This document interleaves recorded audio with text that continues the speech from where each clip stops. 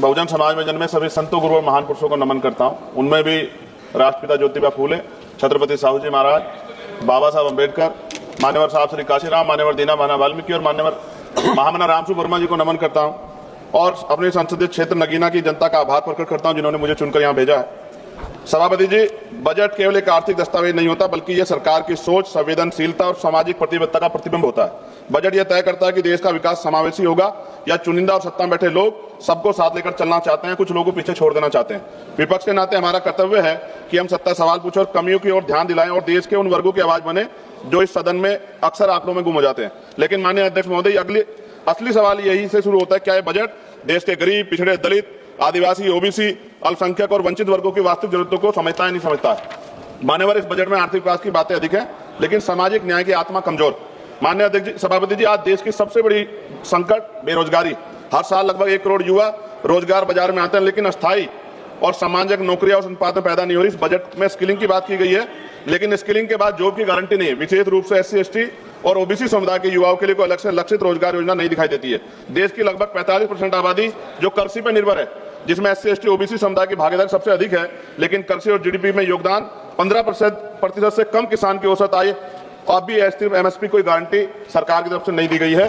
सभापति जी, महंगाई का सबसे बड़ा असर गरीब, दलित, आदिवासी और पिछड़े वर्ग पर पड़ता है। आर्थिक सर्वे के अनुसार शिक्षा व स्वास्थ्य की लागत पिछले 5 वर्षों में 30 से 40% तक बढ़ी है। खाद्य वस्तु की कीमतें गरीब परिवारों की थाली को छोटा कर रही है, लेकिन इस बजट में इन वर्गों के लिए कोई सीधी राहत नहीं दिखाई देती। सभापति जी, SC, ST और ओबीसी वर्ग के मुख्य रूप से सरकारी स्वास्थ्य ये वर्ग है, ये मुख्य रूप से सरकारी स्वास्थ्य व्यवस्था पर निर्भर है, लेकिन भारत आज भी स्वास्थ्य पर GDP का केवल 2% खर्च करता है और ग्रामीण और आदिवासी क्षेत्रों में डॉक्टरों की और अस्पतालों की भारी कमी है। इस बजट में सार्वजनिक स्वास्थ्य ढांचे को मजबूत करने के लिए कोई निर्णायक वित्तीय छलांग नहीं। सभापति जी, शिक्षा के माध्यम जिससे सामाजिक असमानता टूटती है, लेकिन इस बजट में शिक्षा पर खर्च GDP के लगभग 3% के आसपास और SC, ST, ओबीसी के छात्रों की छात्रवृत्ति में देरी और अनिश्चितता बनी हुई है। शिक्षा गरीब परिवारों की पहुंच से बहुत दूर है। यह स्थिति समान अवसरों की अवधारणा को कमजोर करती है। सभापति जी, SC, ST, ओबीसी के कल्याण के लिए सबसे बड़ी जिम्मेदारी राज्यों के पास होती है, लेकिन राज्यों के हिस्से की धनराशि सीमित है। केंद्र द्वारा योजनाओं का बोझ अधिक संघीय ढांचे को कमजोर, सामाजिक न्याय को मजबूत नहीं कर रहा है एट प्रेजेंट टाइम। विपक्ष केवल आलोचना के लिए नहीं सभापति जी, हम समाधान प्रस्तुत करते हैं। हमारी मांग है SC, ST, ओबीसी के लिए लक्षित रोजगार मिशन चलाया जाए, छात्रवृत्ति को समयबद्ध और कानूनी प्रावधान किया जाए, शिक्षा स्वास्थ्य पर GDP का न्यूनतम 6% खर्च हो, आरक्षित वर्गों के लिए विशेष उद्यमता और MSME पैकेज दिया जाए, आदिवासी और पिछड़े जिलों को विशेष सामाजिक आर्थिक विकास योजना चलाई जाए। माननीय सभापति जी, ये बजट आर्थिक विकास की तो बात करता है, लेकिन सामाजिक संतुलन और न्याय की भावना कमजोर दिखाई देती है। विपक्ष के नाते हम कहना चाहते हैं कि हम विरोधी नहीं है, लेकिन अब बहिष्करण और उपेक्षा के विरोधी हैं।